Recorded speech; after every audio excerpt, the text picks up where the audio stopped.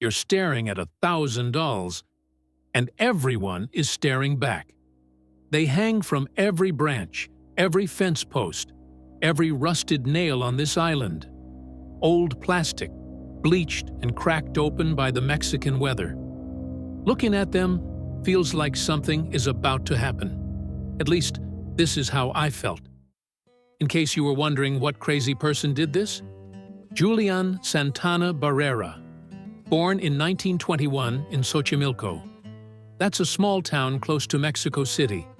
His old hands, permanently stained by canal silt. In some old pictures, you can see him wearing a straw hat and rustic work clothes. Next to him, his creepy doll family. But let me tell you, for 50 years, this island was his only home. He built everything you see. And what he built started with a body in the water. Drowned. If you want to click off now, do it. This story gets only weirder and weirder. Still there? Well, okay. Barrera claimed he found a young girl's corpse floating in the canal beside his chinampa. A chinampa, that is a kind of traditional garden on the water. Anyways, a corpse is not something you want to see while planting lettuce and tomatoes on a sunny day. But it gets really spooky only a few days later. A plastic doll drifted to the same spot. He pulled it from the opaque green water and nailed it to a tree. He wasn't fighting plastic pollution. We are in the year 1955. Maybe tried to build a memorial. Perhaps he wanted to ward against something he couldn't name. That single doll was the first, but it was never going to be the last. He believed the girl's spirit demanded more. At night, he heard her voice calling for toys, for protection. So he scavenged. He combed dust bins and fished stuff from the canals. By the 1970s, he had a trade system with passing trajinera boats. Tourists loved his island-grown corn, pumpkins, and flowers in exchange for discarded dolls. It's such a bizarre image. Tourists handing over a decapitated Barbie in exchange for fresh flowers. Did they feel weird about it? Or was it just a when in Xochimilco kind of thing? In any case, hundreds accumulated per year. Fences disappeared under plastic limbs. Tree branches bowed under the weight of hollow heads. So a single memorial became a weird shrine you would not want to pass by at night. He never cleaned them. He never repaired them. He thought, the more they rot, the more magical they become. Sometimes he would tell scared visitors the dolls moved their heads at night. He said they opened their eyes. He said they whispered. Perhaps he just wanted to give tourists a scare, earn some small tips. But when he talked, it never sounded like he was a fraud. On the contrary, the most spooky doll? This one. Her cracked face hangs at eye level, one socket open, one sealed shut. The insects inside create expressions that shift with the light. Photographers have documented this effect over decades. Science explains the mechanism, but if you would see it in real life, you were tempted to believe the old man. Now let me tell you why the place it happened is so special. The island sits inside a canal system older than European contact with the Americas. The chinampas, artificial floating gardens, were engineered by the indigenous Xochimilco and perfected by the Aztecs. It's even a World Heritage Site. In ancient times, the Aztecs performed rituals here, offerings for the water deity. One could say the canals carry a history that predates Crazy Julian by centuries. But the foundational event of his obsession has no official verification. No police report from the 1950s documents a drowning at the Laguna de Tequila. No municipal record confirms a girl's death at that location.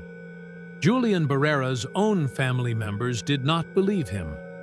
They said the girl may have been a fantasy, an illusion, the result of isolation and trauma. Who would not go mad, living alone on some ancient island? No Starbucks, no McDonald's, no malls, nothing. It is true. The canals claimed victims over the centuries. Yeah, the drowning would be plausible, but also unprovable. Now let's take a look at Julián. To understand the man, you need to understand why he lived alone. In the 1940s, Barrera worked as an unauthorized lay preacher in Xochimilco. He was not ordained. Locals described his sermons as liberal God talk. Of course, the Catholics hated him. No wonder the people in his village beat him repeatedly. Punishment for his blasphemy. Between 1953 and 1955, he abandoned his wife and children. He felt like he had to. His chinampa was his new home. What were others saying about him? His nephew Anastasio described him as perfectly sane, but absolutely convinced. That distinction matters, but no psychological framework fully accounts for the precision of his system. Isolation-induced psychosis, compulsive, ritual behavior, private delusion sustained without correction. Each explains part of it. None explains all of it. He assigned the dolls personalities and moods.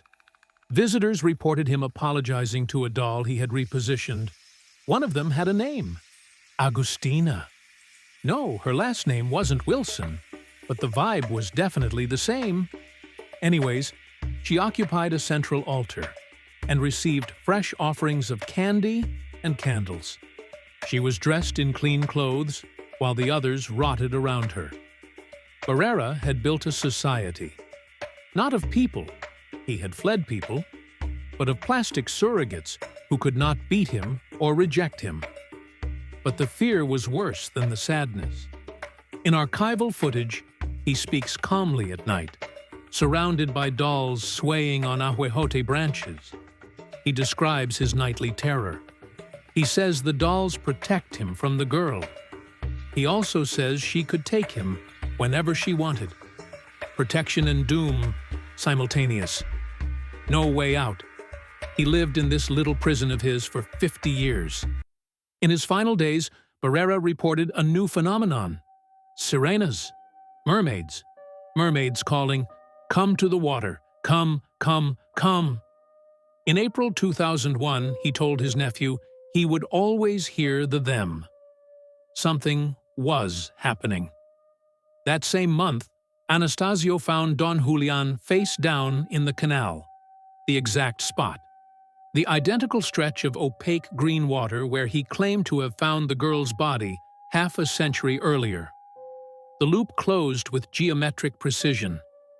The official cause of death was heart attack, then drowning, in that order. The autopsy gave a cold, medical answer. But his story makes you think. After 2001, the family opened the island as a tourist destination. Anastasio, the nephew, became its guardian. Trajinera boats now ferry hundreds of thousands of visitors annually to the site. In 2022, Guinness World Records certified it as holding the largest collection of haunted dolls. A private shrine became public entertainment. The irony would not have been lost on a man who was beaten for preaching. But the island is not static. Visitors leave new dolls. The collection grows without its original caretaker. Fresh plastic faces hang beside blackened, moss-fused originals from the 1960s. The bark of the ahuejote trees has grown around some older dolls' necks. They are now part of the island itself. Now, what really made me freak out? Anastasio has reported hearing sounds on the island he cannot explain. Multiple research teams have recorded strange electromagnetic readings at the site. The readings spike highest near the canal where both bodies were found. Skeptics dismiss the data. Of course.